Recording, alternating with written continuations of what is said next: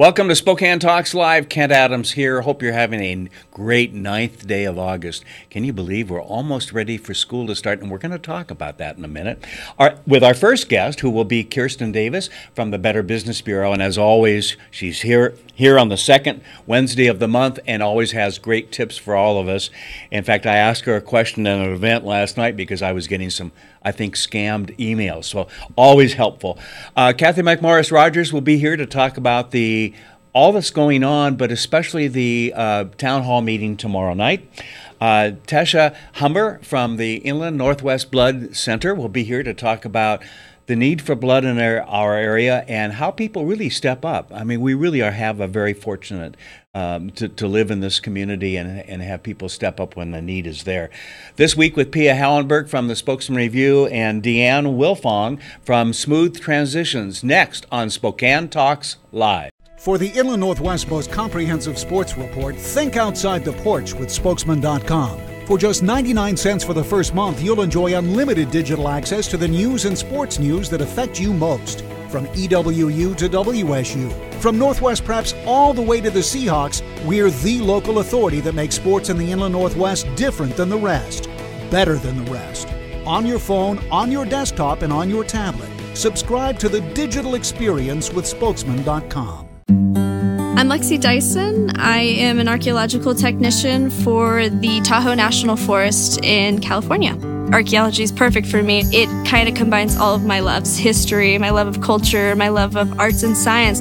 As a girl, you don't really get told that science is for you. Like when you look on TV, you always see men in lab coats. I was a freshman at North Central. Randy James was one of my biggest cheerleaders. Randy was one of the first people who told me that you are good at this, you can do this. His favorite phrase that he would say to us that really stuck with me is, Yato, you are the ones. We're the ones who are going to make the difference. We're the ones who are going to make the change. You really start thinking, oh my gosh, yeah, we are. I am the one that's going to do this. The work we're doing in Tahoe definitely is going to be here for good. Our purpose here is to preserve things and to make them last, to be here for good, for those future generations to enjoy. I love the variety of it and being able to see things that nobody else really gets to see and having that touch of history and connection to people in the past. I am helping people by preserving their own heritage, their own resources. One of the things I love about SDCU is using the SDCU mobile app no matter where I go. It could be here in Tahoe National Forest, I could be back home, or it could be clear away across the country. I've been so impressed by their willingness to help and just be there where I need them to be, basically. It gives me a sense of home, even though I could be 3,000 miles away, 6,000 miles away, which I have done with SDCU, and I've never looked back. I'm Lexi Dyson, and SDCU is here for good. See you tomorrow night, and thanks again for taking care of the painting. I got this. Bye.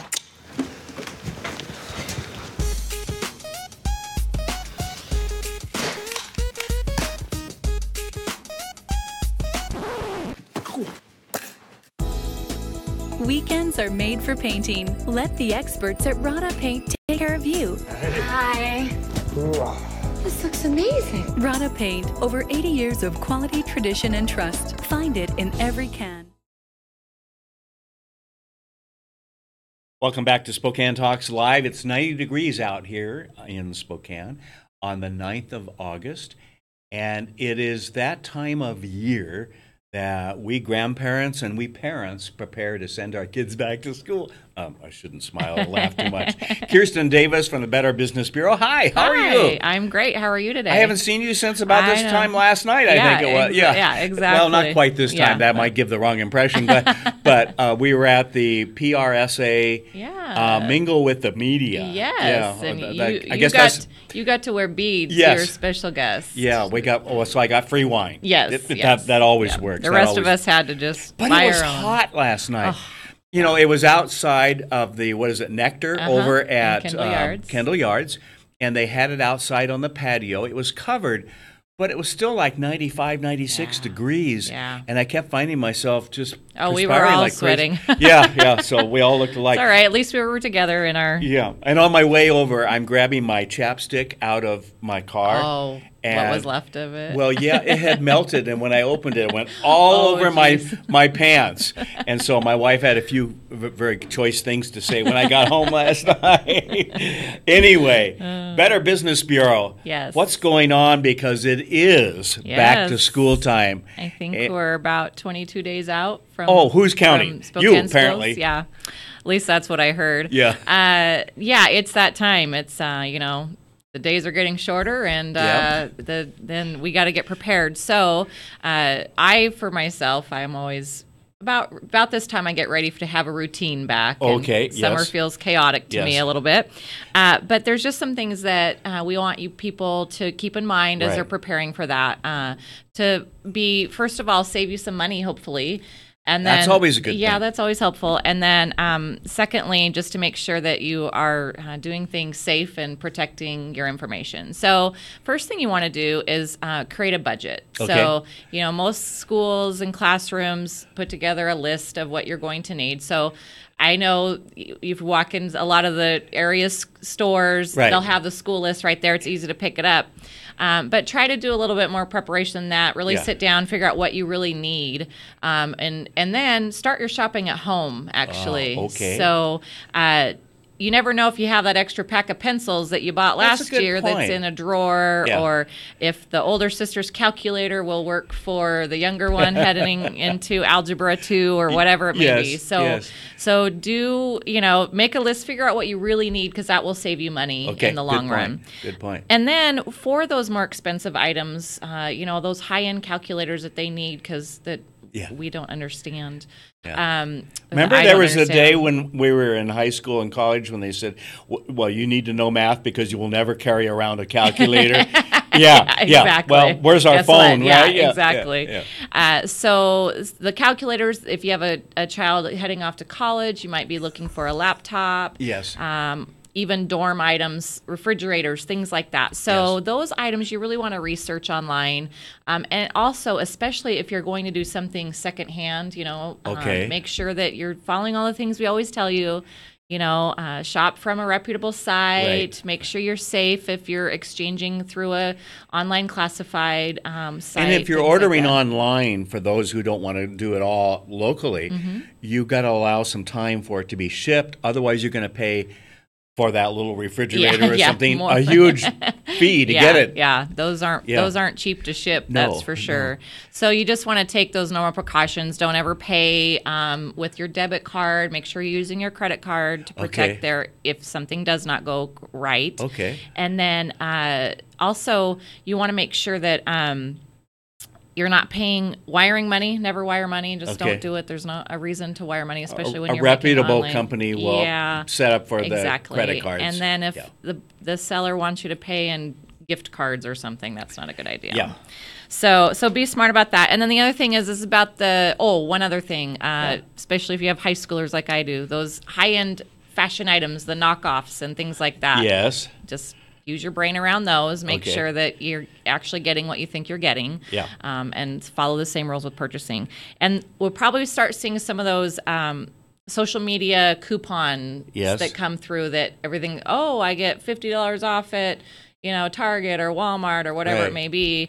And those are usually not legitimate. Yes. So if it is posted on their actual online social media site, then you can start sharing it. But try not to share those things. I know we all do just in case it's real. Yeah. But the problem is that you're exposing all of your friends to either clickbait, fishing for information, taking surveys that lead to nowhere to get their information. So I hate being the wet blanket on the social media. No, and I brought up to you yesterday on my personal email where I get a lot of the trash, not trash, but junk mail and so forth. Spam, things like that. Yeah, I'll go through like every other day and have to eliminate like 100 and something. Oh, yeah. It's terrible. But I got 2 emails from Microsoft telling me that somebody in China has been accessing my personal email.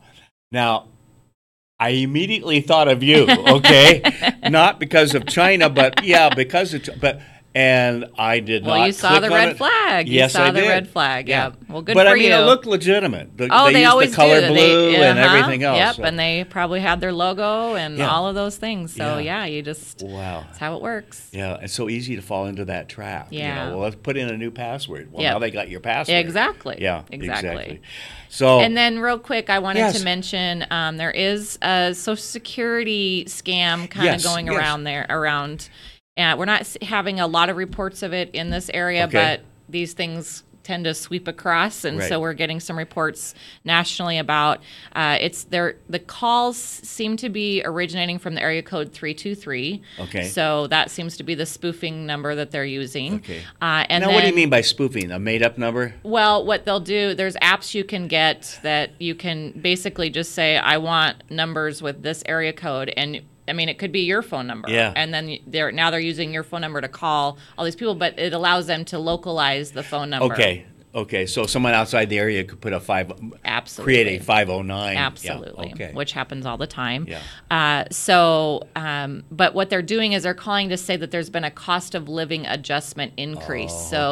If you're a recipient of Social Security benefits. Right. In your mind, you're thinking, oh, great, they're going to give me a few more bucks a month or whatever. Literally, that's what it would be if it was real. And then that leads into, well, we need your bank account to direct deposit it in there. Right. So which they would already have. Yeah, and they would never call you. The Social Security Administration does not make phone calls to you. So just keep, just like people to have a heads up when those things are going around.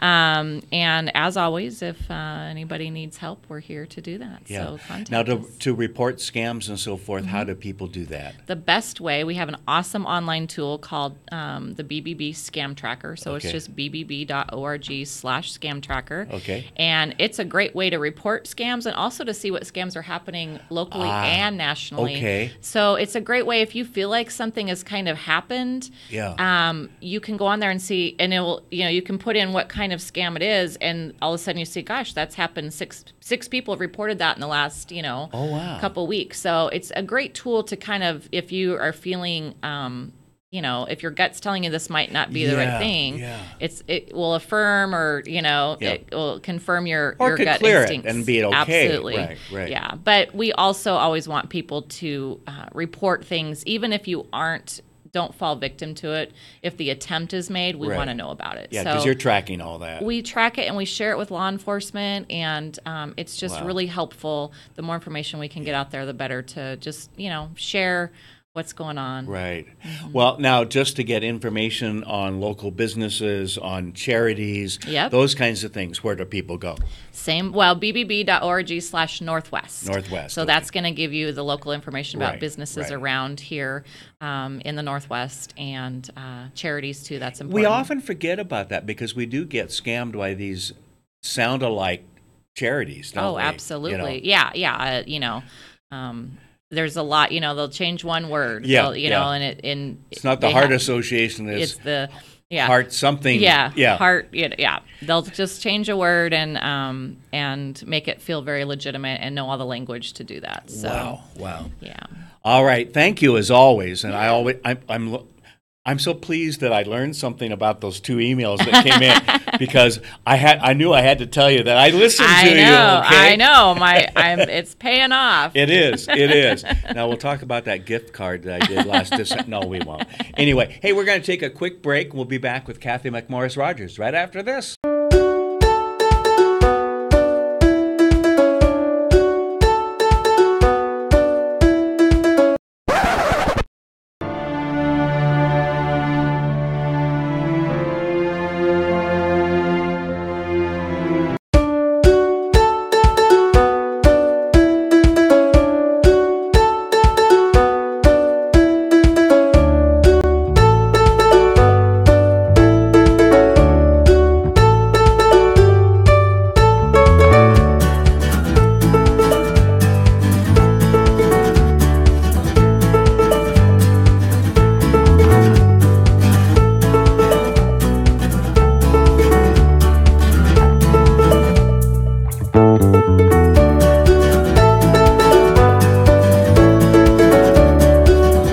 Welcome to Tom Sawyer Country Coffee. Tom Sawyer Country Coffee only roasts the finest organic coffee for our signature blends. Enjoy a cup at our coffee shop and local businesses and organizations across the region. I'm Tom Sawyer, and we choose the Pacific Northwest.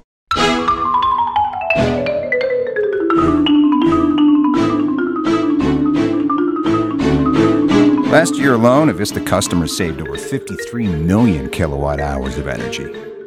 Enough to power more than 4,000 homes for an entire year.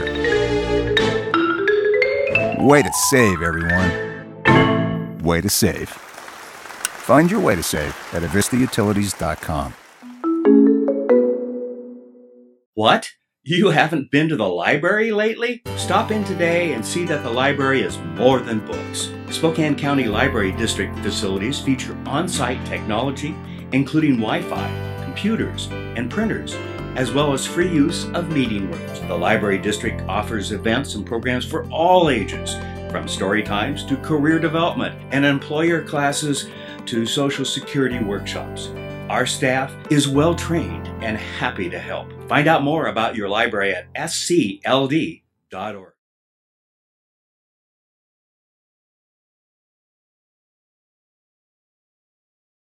Welcome back to Spokane Talks Live. I'm pleased to have Cathy McMorris Rodgers. That's a mouthful, but our fifth district legislator for U.S.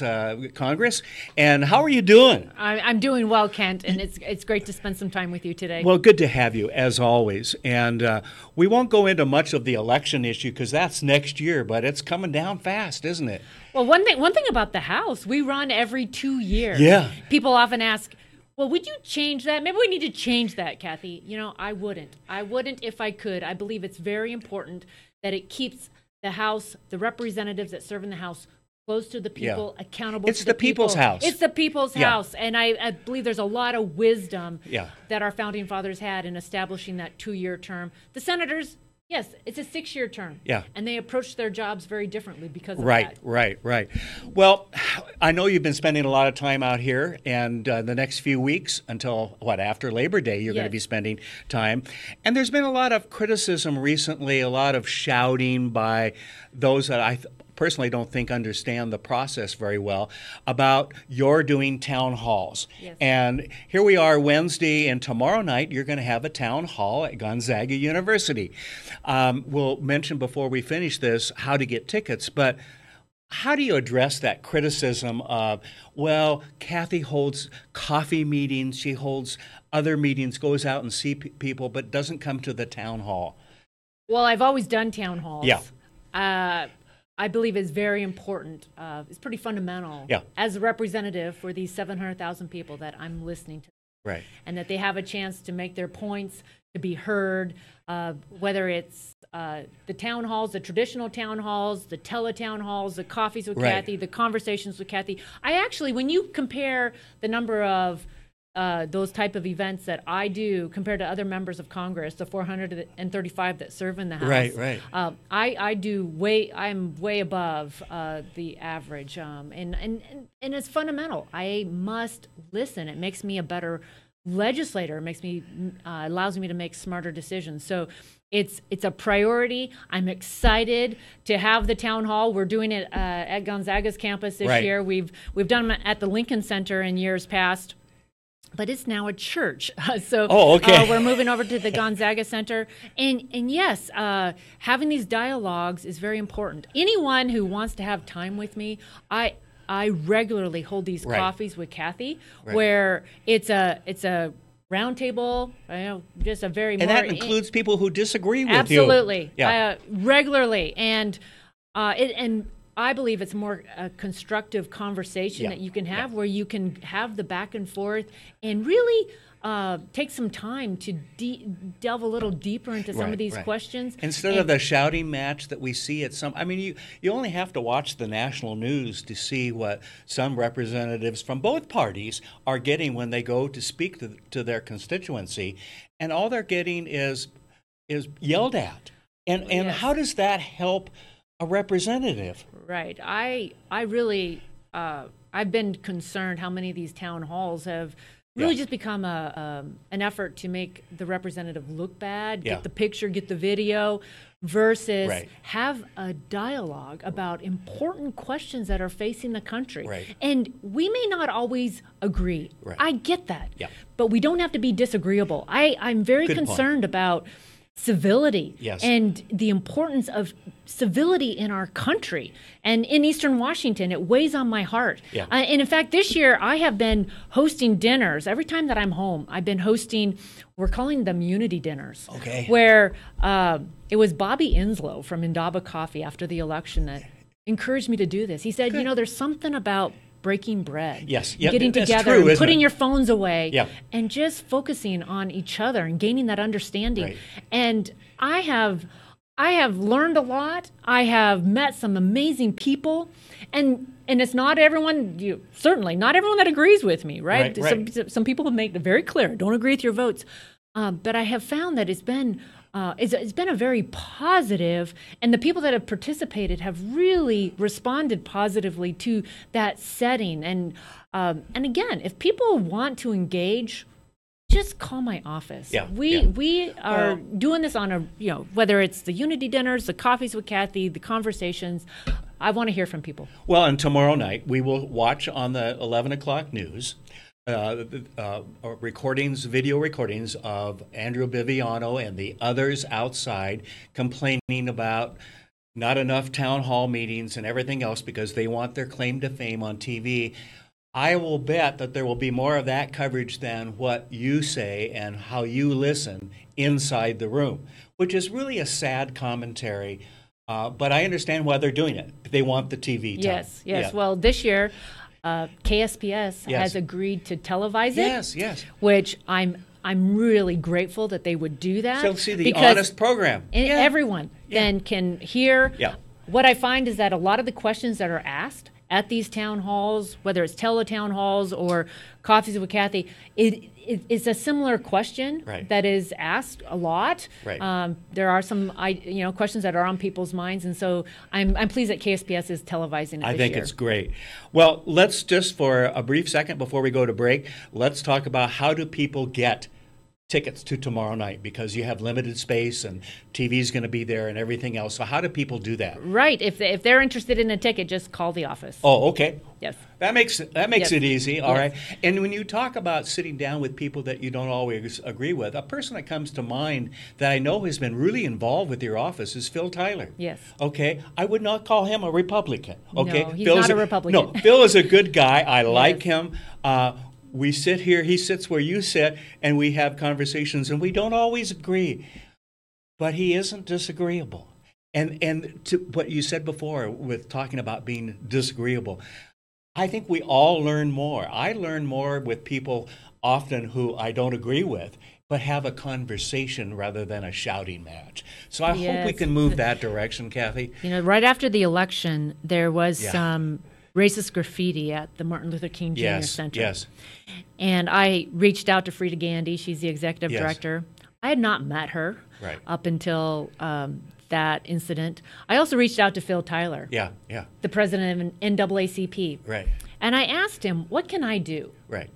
And he said, Cathy, we need to have, he calls them the courageous conversations. Yes. But we must as a community. And he challenges us to focus on our house. Yes. Not the White House. Yes. Yeah. Which I think there's also something to that we need to be focusing on our own house, our own community. And Phil and I have been leading the Peaceful Community Roundtable. Yes. It's a very diverse group from the community that have come together. And it is some people that I have not built the relationships with in the past, a very diverse group. And our 3 priorities, and Phil challenged us not just to focus on the problem, but also the solution. Yeah. We identified 3 top priorities. Number 1, poverty, but moving from poverty to opportunity. Yes. Racism. And not just throwing money at the problem. Right. Yeah. Moving from racism to gracism, and then from divisiveness to security. Yeah. We can all rally around those. Absolutely. And I have it. It's one of the most positive, constructive efforts that I've been a part of, and I'm so encouraged with the conversation that we're having Yeah. and the steps that we're taking here locally, not just pointing, what's wrong with, the White House or Congress. Oh, and it's so easy to find blame somewhere. We can all do that. But And each we've one gotta of us move. need to be doing our part. Absolutely. Kathy, thanks for coming today.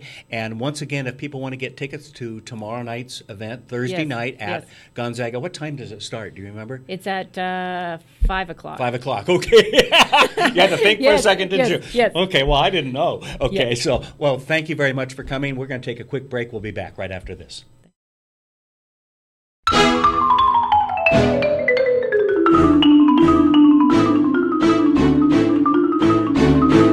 Last year alone, Avista customers saved over 53 million kilowatt hours of energy.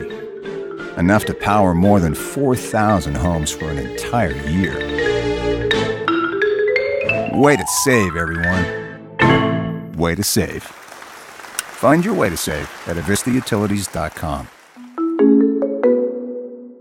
See you tomorrow night, and thanks again for taking care of the painting. I got this. Bye.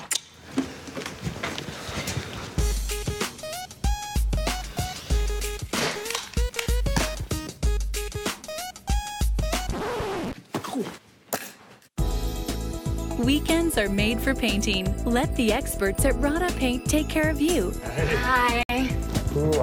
This looks amazing. Rada Paint, over 80 years of quality, tradition, and trust. Find it in every can.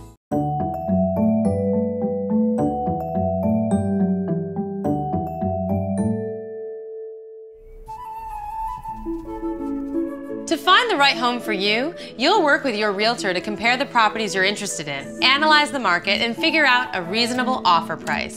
And now, here you are, ready to make an offer. Yay, you!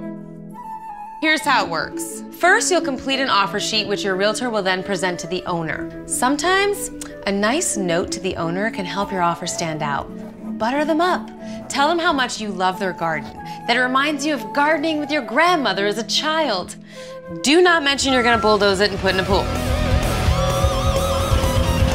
The owner may accept the offer, reject it, or counter. It's important to be in close contact with your realtor during the negotiation process so any changes can be reviewed. Your realtor is like your consigliere, and that makes you the Don. Once your offer is finally accepted, there are usually some contingencies that must be met in order to keep the contract alive. Inspections are totally common in real estate transactions. They include termite checks, surveys to determine boundaries, appraisals to determine value for lenders, title reviews, and structural inspections. This stuff is mind-numbingly fascinating. But you know what's even more fascinating? Actually getting your new house.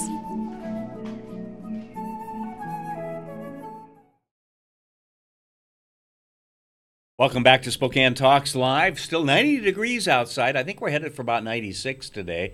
But we don't care here in the studio because it's a nice 70. So enjoy it, folks, if you're watching for somewhere warm. Tesia Hummer, did I get it right? Yes, you did. There is hope, right? Yes. For the old guy. From the INBC, which is the Inland Northwest Blood Center. Correct. Do I have that? Okay. Yes. There's hope. Okay. The need for blood is always there, and it's so very important to living, isn't it? I mean, Yes. in surviving. From car accidents to dialysis to you name it, right? And so first, let's just kind of do the 30,000 feet look and talk about what is the Inland Northwest Blood Center? Yeah, so Inland Northwest Blood Center, it in all reality does so much more than just collecting blood. We're Right, more than right. just that blood mobile that comes to your work. That we see or- at work or Yeah. near a school or something. Yeah. So, I mean, we do so much. We are the only blood provider to more than 35 hospitals across the Inland Northwest. Wow.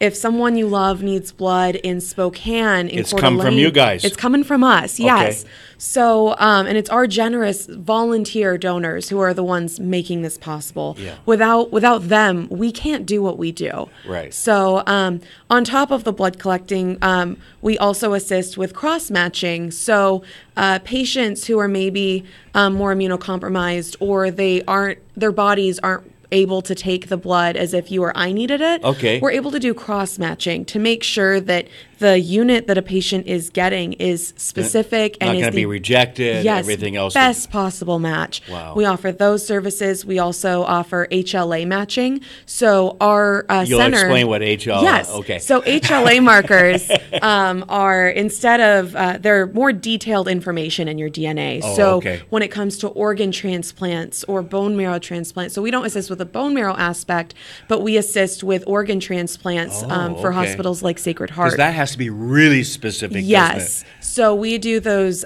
deceased organ donor workups or kidney transplant workups, and we actually help with those. So we're so much more than just collecting blood. And then we also help getting the blood to the hospitals and then inventory management to make sure every unit goes to a patient in need. We're not letting anything go bad on the shelves. Well, tell me about what I just learned is must require some really expertise in terms of staff there. What kind of staff do you have? So our center, we have a little over 200 staff members. Wow. So I mean, we have people going, oh, is that big building on Cataldo empty? No. we're fighting for office space. Yeah. But I mean, our staff are so well educated. We even train our phlebotomists in-house, which a lot of people, they'll... Say that word 3 times. Phlebotomists. Yeah. So our staff actually, they go through a rigorous training period, whether they have prior training or not. So we actually will train people without previous experience, make sure they're not only meeting FDA standards, but our standards and our standards for donor and patient care. Right. So we're very thorough, and we make sure that every donor walking in the door has the best experience possible. Right. Okay, so one of the key things I heard you say is you really do depend on volunteers. Yes. Okay, so how does somebody volunteer? So there's multiple ways. So we have volunteering in the sense of volunteering your blood, volunteering that hour of your day to come sit with us and eat free food and save up to 3 lives with 1 donation. That's where I'll be next week. Yeah, exactly, right? So much fun. And then we also have our volunteers who really help our organization go. We had more than 18,000 volunteer hours last year from people, and these aren't our donors. These are people who are helping out. Yeah, helping man the canteen or our donor refreshment lounge. They're helping bring the blood to where it needs to go to make sure it gets to where we go for testing, gets to the hospitals. And then we have the volunteers who help make the events that we throw the successes that they are. Sure. So in these volunteers, I mean, they're anywhere from helping with a special event to multiple times a week. And the volunteers, even at the Spokane Center, it's the point where just passing through on the way to my office, I know them. They're so committed. Yeah. And it's just so wonderful to work with these selfless people. I think sometimes the misconception is that the only people that are really coming down to give blood are probably my age and older, if you can be older than me. But I mean, that's not the case, is it? No, and actually 35% of our donors are students. Wow. So that's whether I never would have guessed that high. Yeah, right? Yeah. So, and that's high school, post-secondary. So people can donate as young as 16. So 16 and 17 do require parental permission, and that's a regulated consent form. Sure. And then after that, 18 and up, there is no upper age limit. Okay. So we've had that question. As long as you're still alive. As long as you're alive and you're not on medications that could harm a donor. Okay. So we do regulate we go off of FDA regulations. We are heavily regulated by the FDA. I'll bet you are. Yep. Blood is a medicine. It's a vital medicine, and there is no substitute. I never thought of it that way, but you're absolutely right. Yeah. Yeah. So we're very regulated. It's the gift of life. It really is. Yeah. Yes. So we make sure that all of our donors, we screen their health, we screen any medications they're on, anything that could possibly be transfused and have a negative impact or an impact whatsoever on the recipient. We do not let those people donate until they no longer pose a negative impact to the blood supply. All right, so I want to volunteer some blood. I want to go get stuck, okay? Yes. And it's all good, except you can do it without sticking me, right? Unfortunately, no, you're still going to need a needle. I know, we're not there yet. Where's modern science when you need it? Okay, so if I can get over that fear. Yeah. What is the process? Do I just come down? Do I call ahead? So we accept walk-ins, but we heavily encourage appointments. That can make sure so you're not there when everybody else is. Yeah, and we're making sure you're getting through in a timely manner. We've planned for you. We're ready for you. Right, okay. So you come on down. The day of your donation, actually, you can fill out a health history questionnaire on our website. Oh, okay. And that reduces the amount of time you're at our center because all the questions that we're asking to make sure that you're eligible to donate, you're answering those in advance. Right. You just bring off a little print off that shows you had those questions, a little receipt, if you will. And then our staff, if there's any follow-up questions, they'll address those. And then you go in for the mini physical.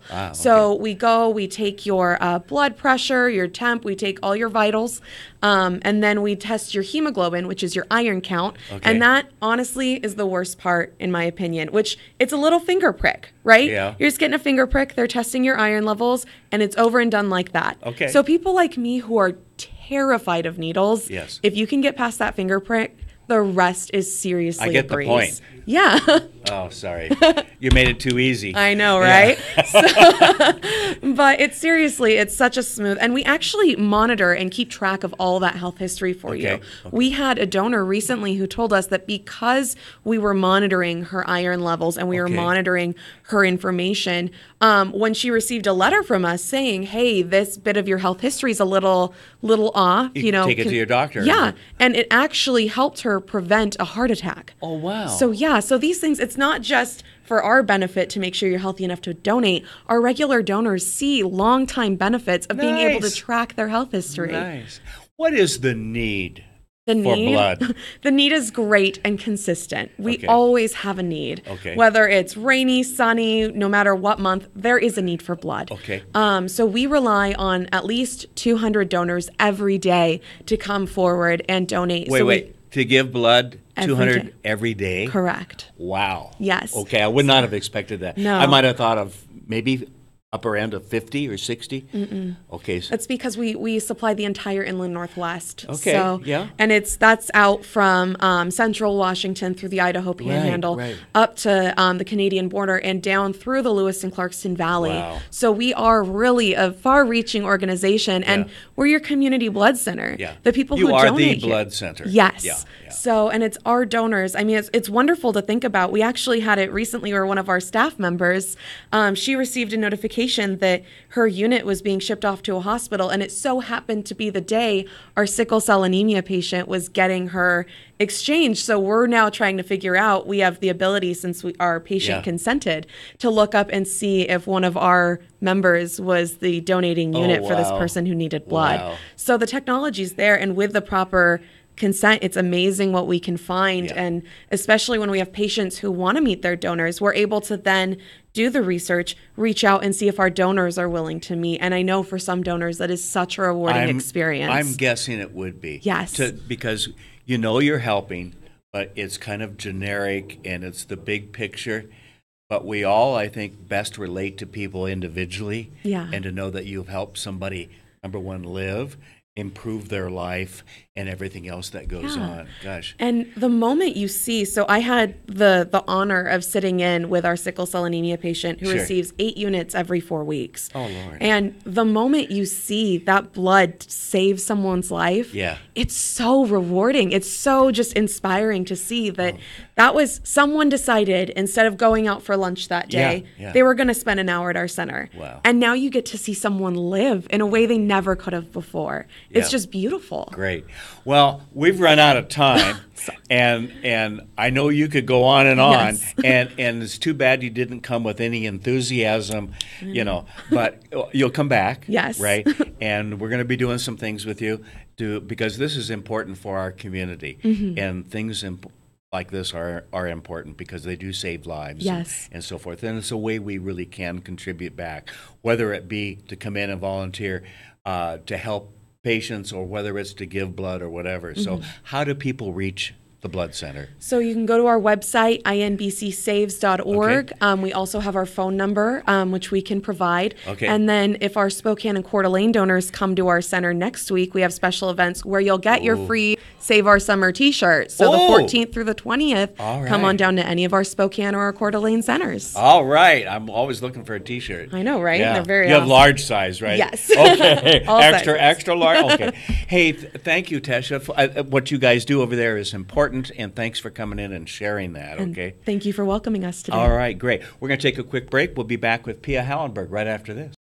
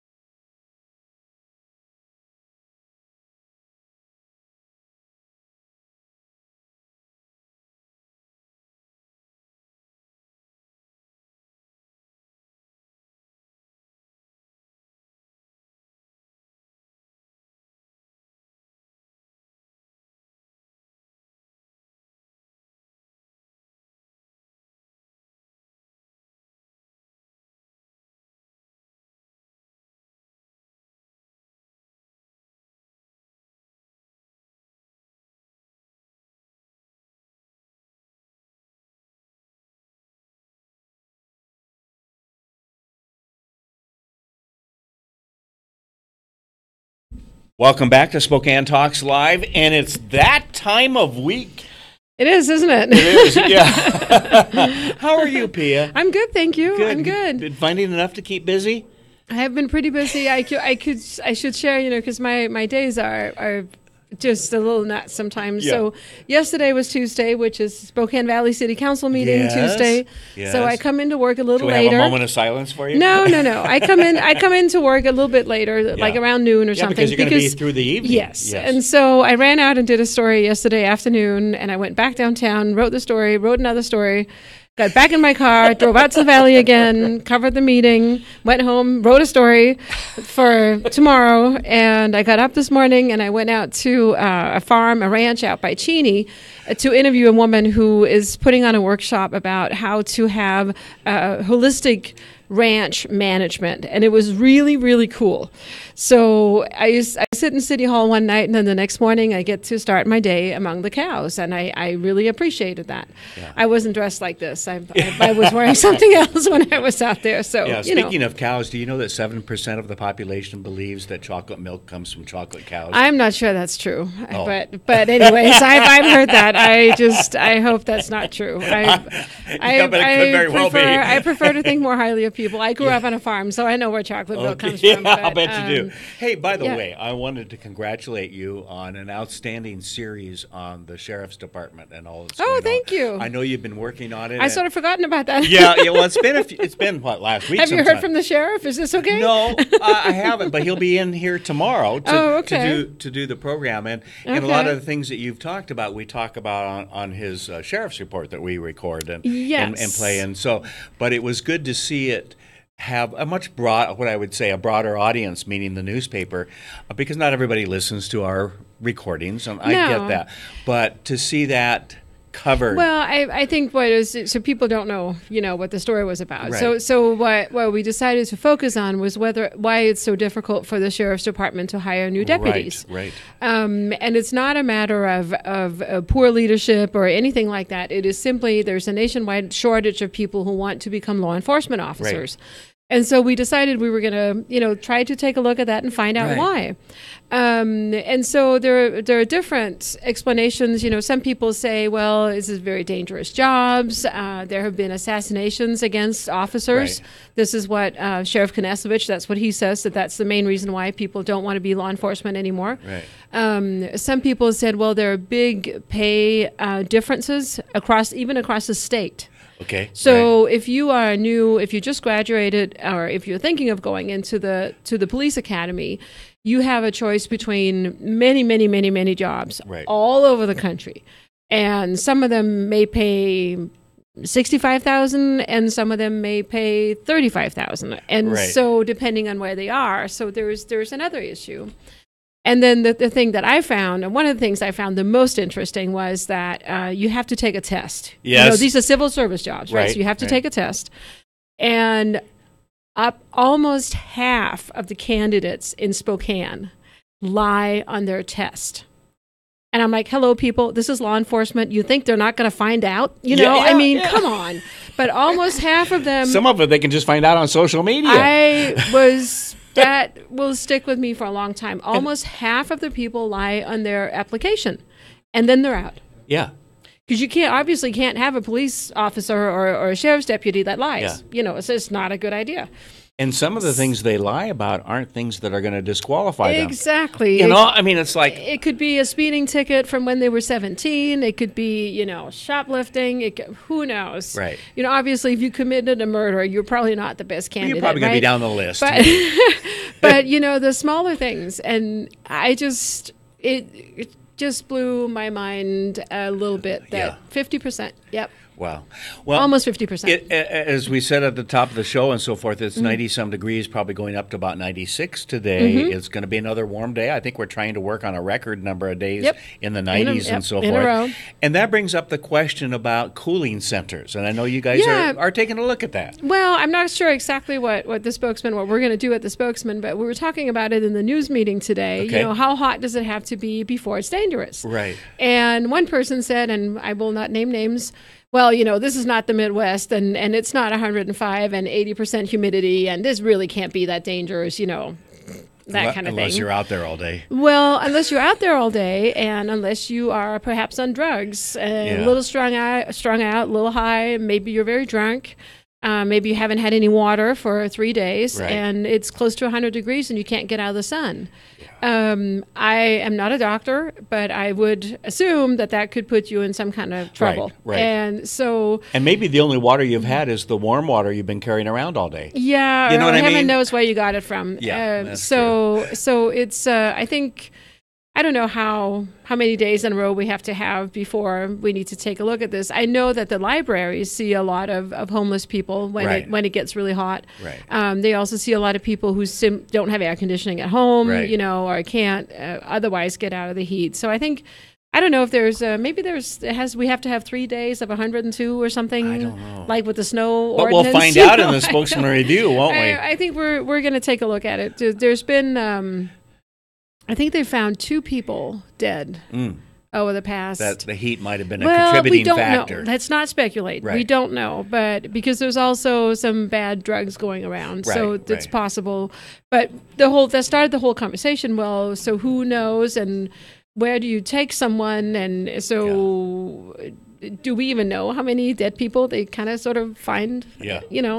When it's really hot, I don't. So we're going to take a look at that, and it's and then almost at the same time, I heard from a Facebook friend who is really concerned about the mentally ill people. Yes. Who are around in the street, and I see a lot.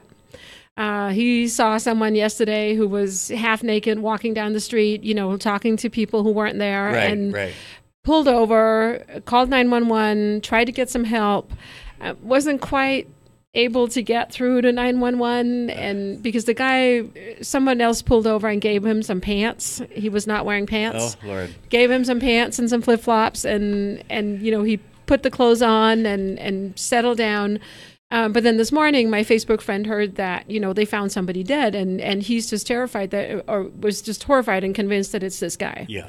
And so he's like, what should I have done? What should I have done? It's awful. And I said, well, you did exactly the right thing. Yeah. The only thing you can do right now is call 911. You can't do anything else. Right. There's no place to take mentally ill people on a emergency basis except to the hospital if it's really, really bad. Right. But there's no in-between place. Wow. So they're talking about building a facility over by the jail that would have a limited number of beds. I can't remember if it's 12 or 15. I sat through the presentation last night. For this sort of intake. So if you pick somebody up, if law enforcement picks someone up who is clearly mentally ill, a place to put them. There's a place to take them. Well, because the jail is not the right place. No. And they end up in jail. Yeah. Because you can't send them home. Yeah, because there's no home. Where is home? Right. Yeah. So it was, but my friend was really upset, and I said, "I'm sorry." Is this somebody I know? I don't think so. Oh, okay. I don't think so. He was very upset, and I said, "I'm really sorry that you had to go through this, and I don't really know what to tell you except you did the right thing." Yeah. So I don't know. Maybe we'll see some cooling shelters, or maybe the weather will change and it'll get better. I really don't know. Yeah. It's a big problem because I mean I see people out here on Riverside. They sleep in the grass under the trees, and I don't know what I would do if I couldn't get out of the heat once in a while. No, and we all need to. Yes. I mean, we all really do. I think so. Yeah. Yeah, thank you. Thank forward to that and other information, and we'll see you next week. You will. We're going to take a break. We'll be back right after this.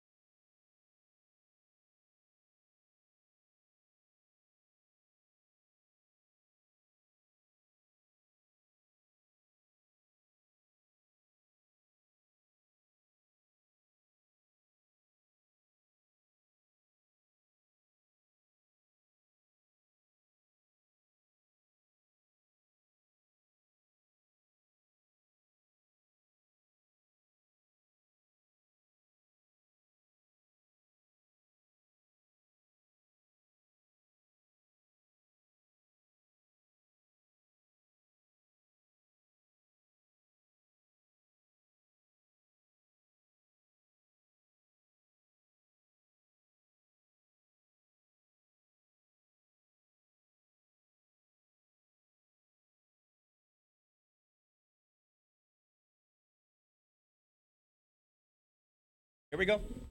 Welcome back to Spokane Talks Live. We're joking because we have this minute and a half of commercial break, which is not the normal TV time, commercial break time. It's usually a little bit longer than that. And we get one person out of the seat and the next in. And sometimes the person leaving I'll end up having a conversation with. And like with you, I was having a conversation. And then I look at the monitor. We're coming back like, sit down. Yeah. And I'm... It's kind of like the kids, sit down and shut up, right? Oh, Lord. Well, DeAnne, I'm not going to say the last name, Wilfong. Wilfong. Okay, from Smooth Transitions. Welcome. And what the heck is Smooth Transitions? Well, Smooth Transitions is a senior move management I'm business. Move that over just a little bit so we thank hear you. you. Yeah. Smooth Transitions is a senior move management business, although we work with families and seniors. But your primary focus is with seniors. Is seniors, right. and it's any transition, life transition, whether it is dealing with aging in place because you're not going to move unless they take you out feet first. Yeah, and there's some we know that we've had to do that, right? You know, and modifications to the house allow you to stay in it longer. Or it's a transition from major hoarding to living with less. Okay.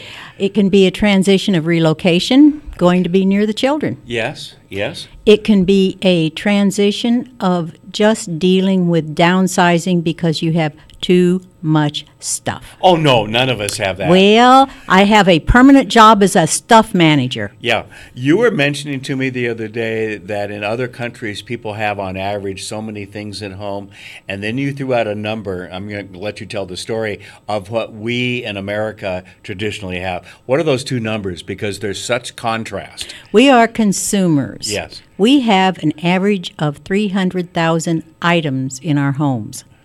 And garage, of course, and attic and storage. Right.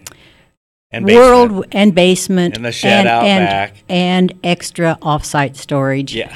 3 units in some cases. Yeah. You say that from experience, don't you? If you took all the houses worldwide, the average would be 125. 125 items versus 300,000. Okay. I know I wasn't great in math, but there's a heck of a big chasm in between, isn't there? There is. Yeah. So what do you do when you come across that family that you know they're going to downsize a bit? Because that's traditionally what kind of happens as we get older and so forth, into something that maybe isn't 2 or 3 stories. It's maybe closer to the kids. Maybe it's a condo or whatever it may be. How do you move that elderly couple, if you will, or single, to realize that they need to itemize or determine really what's important? Well, first of all, the average person moving lives in a 2,500 square foot house. Okay. And they've lived there 35 years. Okay, that sounds really familiar. And they have 8 generations of stuff because they have his, hers, theirs, grandma and grandpa's, and they have their children's stuff. They're still that sounds really like my family. Okay. So keep going. Then we find out, are you moving, and do you know what size of house or apartment you're going to move into? Right. And let's say that it's 1,000 square feet. So now we're looking at downsizing by a considerable amount. Yeah. But, you know, Kent, it isn't as bad as you think because we only live in a very small portion of our homes. Right.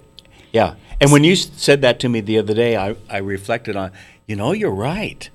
You know, but we don't want to admit that. No, we have nests. We have a nest where we pay our bills and we read the paper, have our morning coffee. We have a nest where we, next to our bed, the things that we need to get in the middle of the night. Yes. Yes. Then we have that. Like the flashlight to get to the bathroom. The flashlight to get to the bathroom, yes. Okay. Or the drink of water, or your teeth because you need a snack. Yeah, yeah. And then you have a nest. Oh, it's and funny. could I give you so stories? True. That's what's so funny about it. Yeah. I'm going to write some senior moments, and I'm going to use some of these things. And what am I hereafter? My teeth. Yeah. There's a third place that we live, and that is where we recreate. Yeah. Okay. And we'll have the telephone there, and we'll have the remote control. Yes. Yes. So really, when I'm transferring a person from a very large home into another, we only That's what you focus on. We focus with what's going. Yeah. Sometimes I'll get a call from the hospital and they have to discharge the person to a new home and can't even go home. So that's what I focus on when I go to their home and take photographs of it, so that when Jennifer comes home to her new home, she's going to see familiar pictures, familiar chair. Yes. And that's really important, isn't it? I had a really interesting one a few weeks ago. The son brought the mother to the new home, and she looked around, and I thought she was going to love it or something. She said, "Where's my remote?" That was it. There are priorities. There are priorities. DeAnne, I mean, come on. Let's get our priorities straight, right? You're absolutely right. Because our world is something we click. The click. You know, whether it be the phone or tablet or computer or remote. Yeah. Or if it's talking to this box and saying, "Give me yes. Westerns." Yes, yes, yes. And I see a lot of the commercials really pushing that these days. Yes. Yeah. You and I talked the other day, and you said you would come back and talk about some of the funny things you've come across. Absolutely. And this probably that senior moments kind of thing that you were just talking about. So we'll have you back in a few weeks, and let's talk about that, because you shared one right now, but you've shared a couple with me before, and they are hilarious and so true. Yes. We can all think of people that it applies to. So will you come back and do that? And I will resemble a lot of the stories. Yeah, how come you looked at me when you said a lot of these things about old people? Okay. Anyway, DeAnne, thank you very much, and we'll see you in a few weeks, okay? That's it for this week. Stay cool. Get home, put the air conditioner on in the car, enjoy the week. We'll see you here next week on Spokane Talks Live. Spokane Talks Live is produced in Spokane, Washington by Spokane Talks Online, LLC, which is solely responsible for its content. To recommend a guest or topic, or to see this program again, please visit our website, SpokaneTalksOnline.com. Spokane Talks Live is brought to you by our friends at Homes for You and Breakthrough Incorporated. Join us next Wednesday, noon, for another nourishing conversation on Spokane Talks Live.